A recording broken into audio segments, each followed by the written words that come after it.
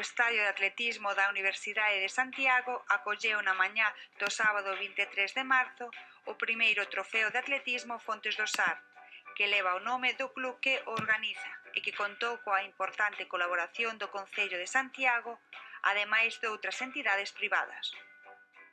Ola, estamos aquí no primeiro trofeo de atletismo Fontes do Sar, que é unha iniciativa aquí dos clubes do entorno de Santiago, o Club Atletismo Fontes do Sar, que organizou este, e a semana pasada xa fixéramos o Club Atletismo Millarrayo. Eu son un coordinador técnico dos dous clubs e chegamos a un acordo para poder ofrecer o programa de probas completo e que tiveron rapaces unha oportunidade de participar en probas de pista antes do escolar, das clasificatorias escolar, non? Desbordouse un pouquiño a cousa porque esperábamos bastante xente, pero na primeira carreira, na primeira proba houve 420 inscritos e nesta chegamos moi preto dos 500. O que dis que temos moitísima boa saúde ao entorno de Santiago e que temos que mimala cada vez máis porque aquí hai moita canteira e moita xente con ganas de vir a participar e de axudar.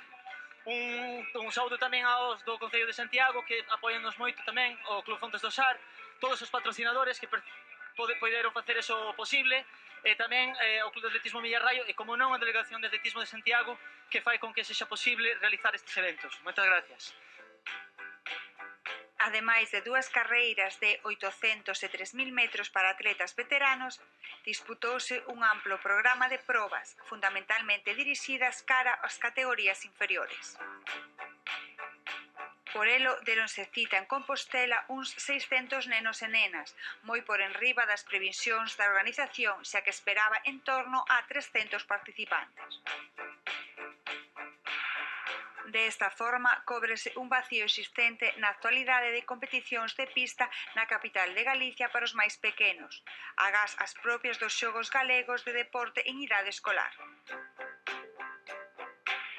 O Concello de Santiago de Compostela foi o principal patrocinador deste primeiro trofeo Fontes do Sar. O seu concelleiro de Deportes, Adrián Varela, estivo seguindo moi atentamente as distintas probas da xornada, xunto ao presidente da Federación Galega de Atletismo, Isidoro Hornillos.